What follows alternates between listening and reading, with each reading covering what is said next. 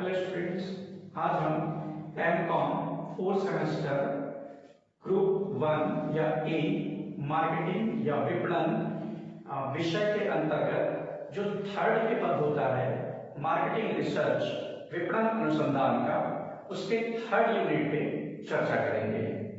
Third unit पे आज हम देखेंगे कि विपणन अनुसंधान संगठन की प्रक्रिया क्या है। तो process of organisation marketing research पे बात करेंगे हम।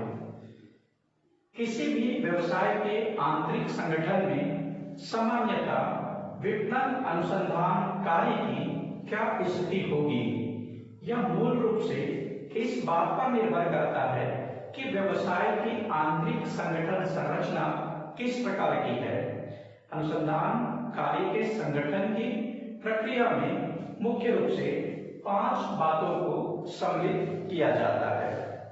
वो 5 बातें यहाँ पर मैंने लिखा है, मैं एक करके एक्सप्लेन करते जा रहा हूँ। फर्स्ट पे आते हैं अनुसंधान दर्शन को परिभाषित करना, to define the research philosophy. सबसे पहले अनुसंधान दर्शन रिसर्च फिलॉसफी का इस प्रकार संचालन किया जाता है जिससे प्रबंध तथा उपभोक्ताओं के संबंध में न्यूनतम लागत पर अधिक से अधिक या यूं कहा जाए कि अधिकतम अनुसंधान के परिणाम प्राप्त करना संभव हो। यह कहने में कोई अतिशयोक्ति नहीं है कि यदि किसी कार्य को अच्छे से किया जाना है तो अनुसंधान कार्य में लगे कर्मचारियों का झुकाव विपणन से प्रभावित होना आवश्यक है, और यह भी जरूरी है कि विपणन अनुसंधान विपणन के क्रिया के सुधार में अपेक्षानुसार योगदान करे। यदि ऐसा संभव नहीं है या फिर विपणन अनुसंधान से विपणन के क्रियाकलापों में आवश्यकता अनुसार या अपेक्षित कुशलता एवं सुधार नहीं प्राप्त होता है या नहीं आती है, तो संस्था में विपणन शोध के लिए कोई स्थान नहीं रह जाता। ठीक है। दूसरा पॉइंट पे आते हैं अनुसंधान शोध के प्रमुख कार्यों का निर्धारण, to define the major function of research. इसके अंतर्गत जब हम पहला पॉइंट पढ़ लेते हैं कि अनुसंधान दर्शन क्या है, उसके बाद दूसरा पॉइंट शुरू होता है हमारा, दूसरा चरण कह सकते हैं शोध समूह अनुसंधान या शोध के प्रमुख कार्यों का निर्धारण। इसमें सबसे पहले शोध समूह के अधिकारों और उसके दायित्वों को स्पष्ट रूप से परिभाषित किया जाता है। ध्यान देंगे, सबसे पहले इसमें क्या करेंगे, स्पष्ट रूप से उनके उत्तरदायित्व और उनके अधिकारों का वर्णन किया जाएगा। यह बात सभी प्रकार के संगठनों में लागू होता है, चाहे वह किसी वस्तु का उत्पादन करने वाली फर्म हो या फिर सेवा प्रदान करने वाली फर्म हो, अथवा किसी शोध कार्य में लगे हुए फर्म। यदि शोध कार्य स्वयं संस्था के द्वारा संपन्न किया जाता है तो शोध विभाग को आवश्यक कार्य को पूरा करने के लिए संपूर्ण दायित्व और अधिकार देना आवश्यक होता है। इस प्रकार एक विभाग या समूह जो शोध संबंधी सभी कार्यों की जवाबदारी अपने ऊपर लेता है, उच्च प्रबंध द्वारा शोध विभाग को अधिकार देने का अर्थ यह है कि शोध विभाग को शोध संबंधी योजना विकसित करने, उन्हें प्रस्तुत करने का पूरा अधिकार है तथा वह उन योजनाओं को लागू करने से संबंधित सभी क्रियाओं को संपन्न करने में सक्षम है।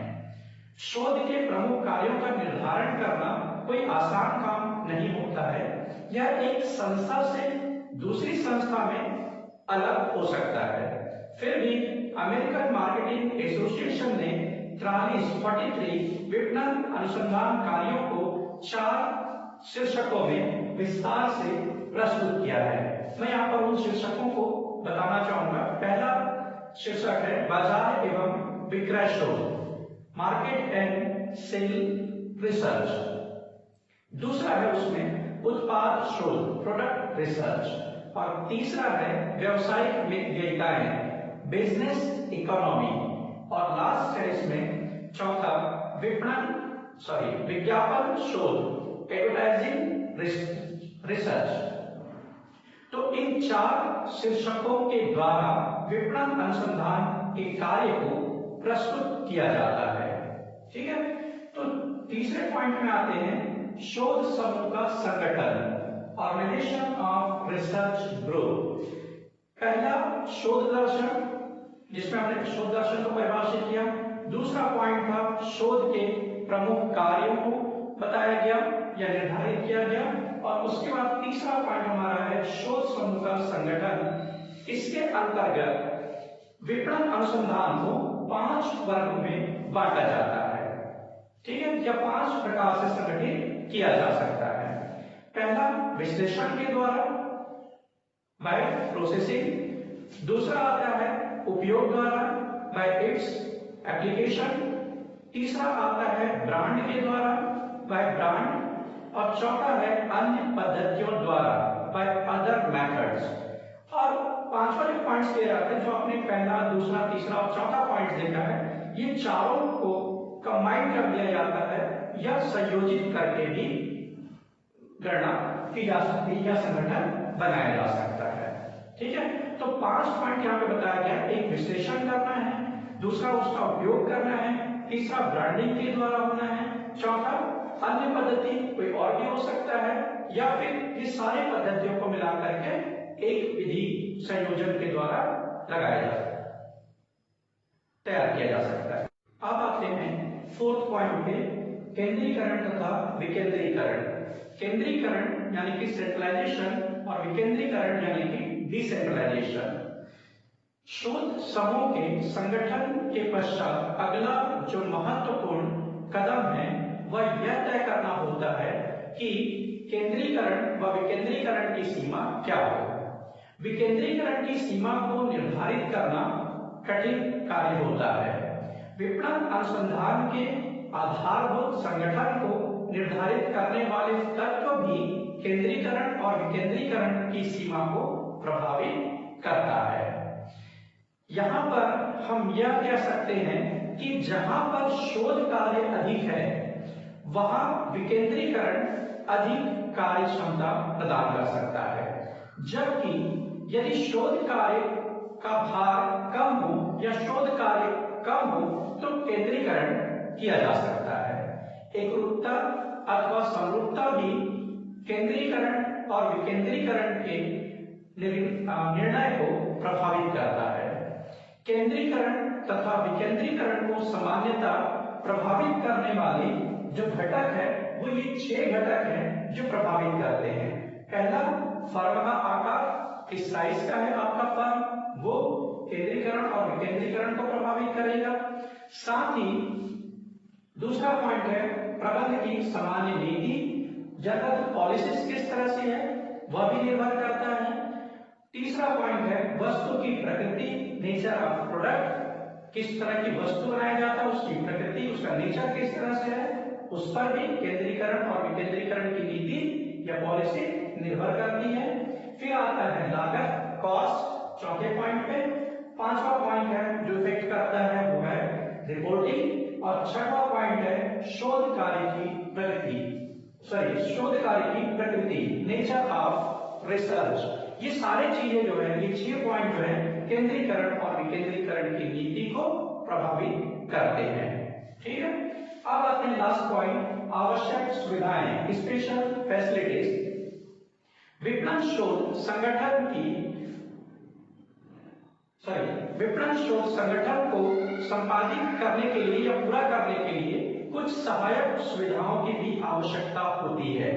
जैसे मुझे डेटा कलेक्शन करना है तो कुछ पुस्तकालय की भी आवश्यकता हो सकती है, सूचना सेवा केंद्रों की आवश्यकता हो सकती है, व्यवसायिक मशीनें, योजना समूह, प्रतिलिपि अथवा फोटोकॉपी की सुविधा, के साथ ही उत्पाद संग्रह की भी सुविधा प्रमुख है। उत्पादन कार्य में लगे हुए फर्म के लिए कुछ अन्य सुविधाओं की भी आवश्यकता हो सकती है। सुविधाओं की व्यवस्था के विषय में किसी भी प्रकार के निर्णय लेने से पहले दो बातों पर विचार करना आवश्यक है। ये दो बातें कौन सी है? तो पहला, क्या वास्तव में उस सुविधा की आवश्यकता उन शोधकर्ताओं को है? दूसरा, यदि उन सुविधाओं की आवश्यकता है तो क्या उसे फर्म के अंदर ही उपलब्ध कराया जा सकता है अथवा उसे बाहर से प्राप्त किया जा सकता है आदि। ठीक है, तो यहाँ पर हमने देखा कि विपणन अनुसंधान संगठन की क्या क्या प्रक्रिया है। तो कुल 5 प्रक्रिया हमने यहाँ पर देखा और आज के लिए इतना काफी है। नेक्स्ट में हम देखेंगे नेक्स्ट वीडियो में कि विपणन शोध के उपयोग के विशिष्ट क्षेत्र क्या हैं, उस पर हम चर्चा करेंगे। Thank you.